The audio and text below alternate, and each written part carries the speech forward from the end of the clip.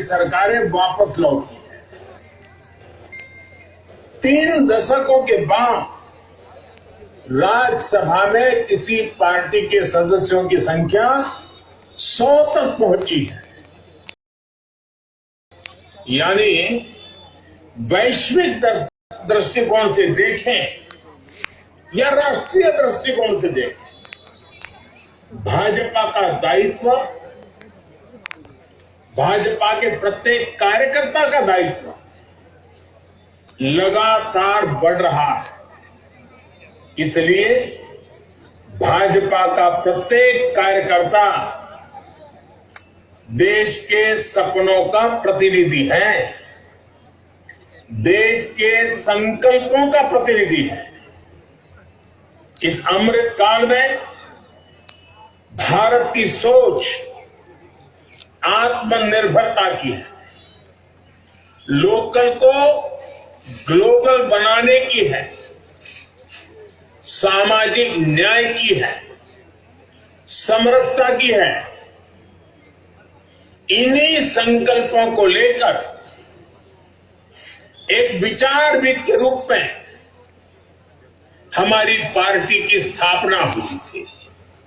इसलिए ये अमृत काल भाजपा के हर एक कार्यकर्ता के लिए कर्तव्य काल है। हमें देश के संकल्पों के साथ निरंतर जुड़े रहना है, उनके लिए जीना है, उनके लिए जूझना है, देश के लिए खुद को खपा देना है। साथियों, एक समय था जब लोगों ने ये मान लिया था कि सरकार किसी भी आए, लेकिन देश का कुछ नहीं हो पाएगा, निराशा ही निराशा थी। आज देश का एक एक जन गर्व से यह कह रहा है कि देश बदल रहा है, तेजी से आगे बढ़ रहा है। आज दुनिया के सामने एक ऐसा भारत है जो बिना किसी डर या दबाव के अपने हितों के लिए अड़िग रहता है। जब पूरी दुनिया दो विरोधी ध्रुवों में बटी हो, तब भारत को एक ऐसे देश के रूप में देखा जा रहा है जो दृढ़ता के साथ मानवता की बात कर सकता है। हमारी सरकार राष्ट्रीय हितों को सर्वोपरि रखते हुए काम कर रही है। आज देश के पास नीतियां भी हैं, नियत भी है। आज देश के पास निर्णय शक्ति भी है और निश्चय शक्ति भी है। इसलिए आज हम लक्ष्य तय कर रहे हैं, उन्हें पूरा भी कर रहे हैं। आपने भी देखा है, कुछ समय पहले ही देश ने $400 बिलियन यानी 30 लाख करोड़ रुपए से भी ज्यादा के उत्पादों के एक्सपोर्ट का टारगेट पूरा किया। कोरोना के इस समय में इतना बड़ा लक्ष्य हासिल करना भारत के सामर्थ्य को दिखाता है। कोरोना के खिलाफ लड़ाई को भारत अपने संसाधनों से लड़ रहा है, लगातार जीतने का प्रयास कर रहा है। आज भारत 180 करोड़ से ज्यादा वैक्सीन डोज देने वाला देश है। आज पूरी दुनिया देख रही है कि इतने मुश्किल समय में भारत 80 करोड़ गरीबों, वंचितों को मुफ्त राशन दे रहा है। 100 साल के इस सबसे बड़े संकट में गरीब को भूखा ना सोना पड़े, इसके लिए केंद्र सरकार करीब करीब 3.5 लाख करोड़ रुपए खर्च कर रही है। बीते वर्षों में देश ने ये देखा कि जिस तरह अपने नागरिकों का जीवन आसान बनाना भाजपा सरकारों की, डबल इंजन की सरकारों की प्राथमिकता रही है। गरीबों को पक्के घर से लेकर शौचालय के निर्माण तक,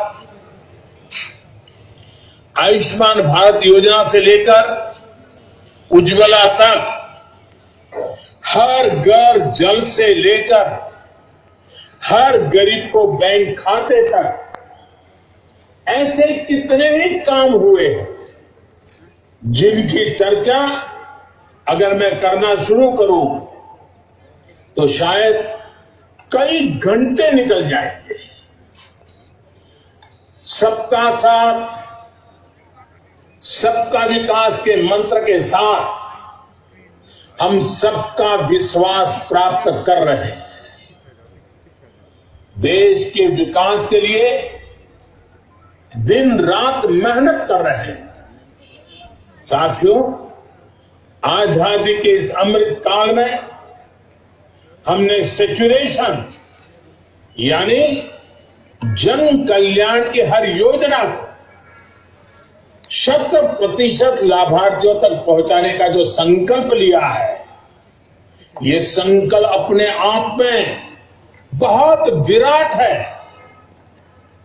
सेचुरेशन तक पहुंचने के इस अभियान का मतलब है भेदभाव की सारी गुंजाइश को खत्म करना, तुष्टीकरण की आशंकाओं को समाप्त करना, स्वार्थ के आधार पर लाभ पहुंचाने की प्रवृत्ति को खत्म करना और समाज की आखिरी पंक्ति में खड़े आखिरी व्यक्ति तक सरकारी लाभ पहुंचे, ये सुनिश्चित करना। यही तो है सबका साथ, सबका विकास।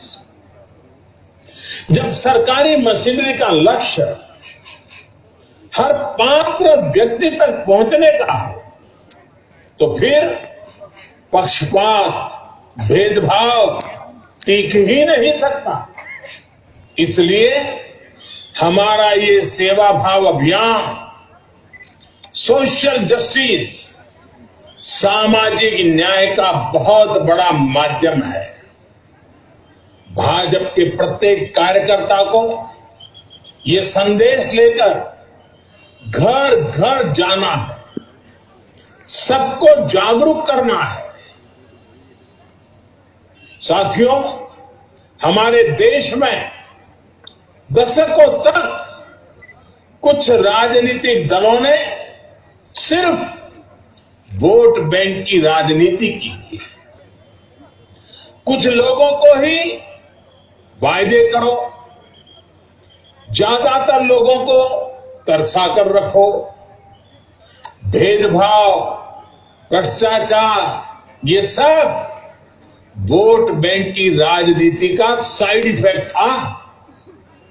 लेकिन भाजपा ने इस वोट बैंक की राजनीति को न सिर्फ टक्कर दी है, बल्कि इसके नुकसान देशवासियों को समझाने में भी सफल रही। भाजपा की नेक नियत, नेक इरादों से किए जा रहे कार्य, उसे इसलिए जनता से भरपूर आशीर्वाद मिल रहा है।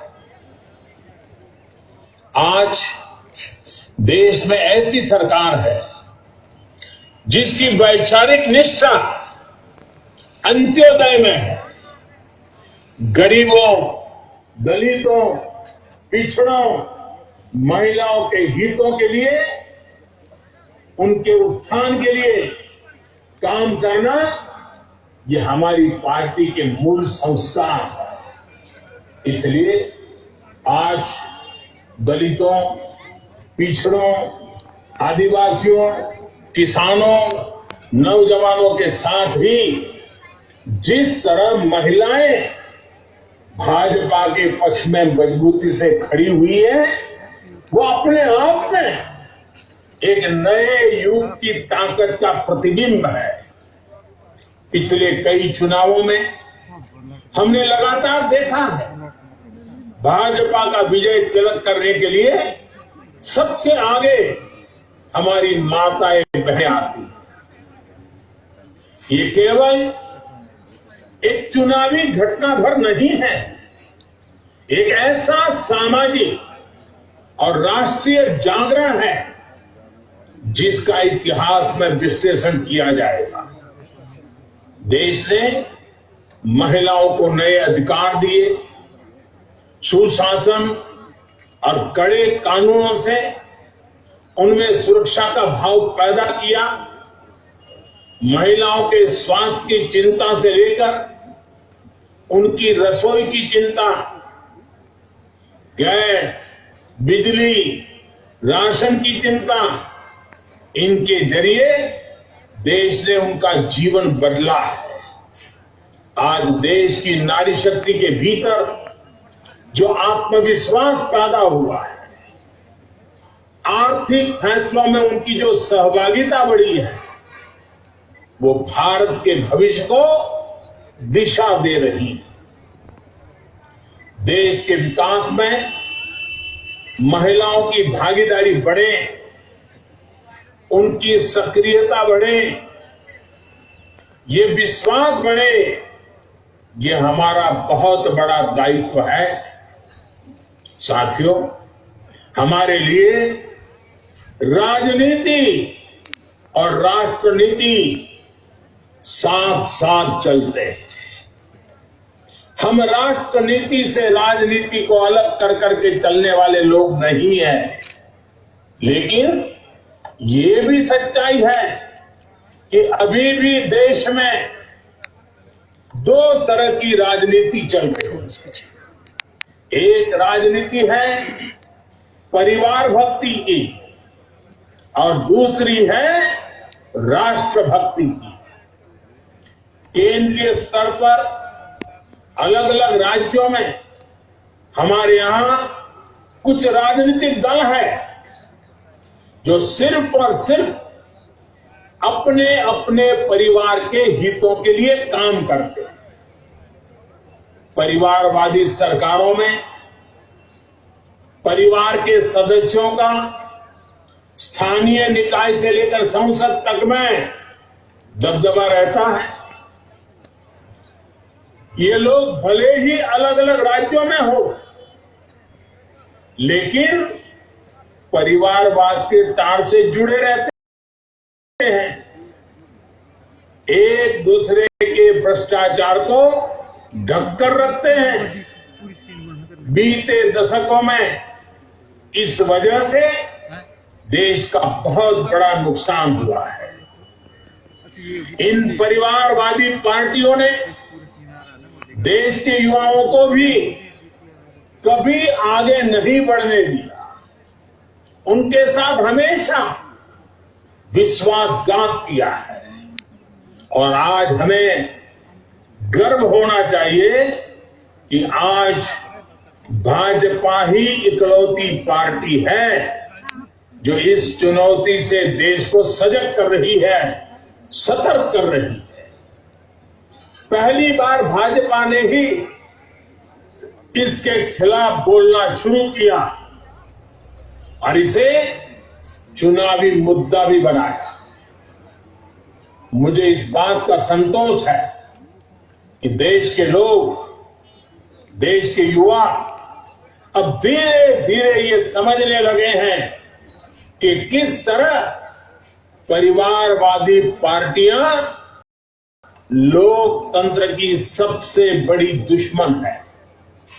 साथियों, लोकतंत्र के साथ खिलवाड़ करने वाली ये पार्टियां संविधान और संवैधानिक व्यवस्थाओं को भी कुछ नहीं समझती।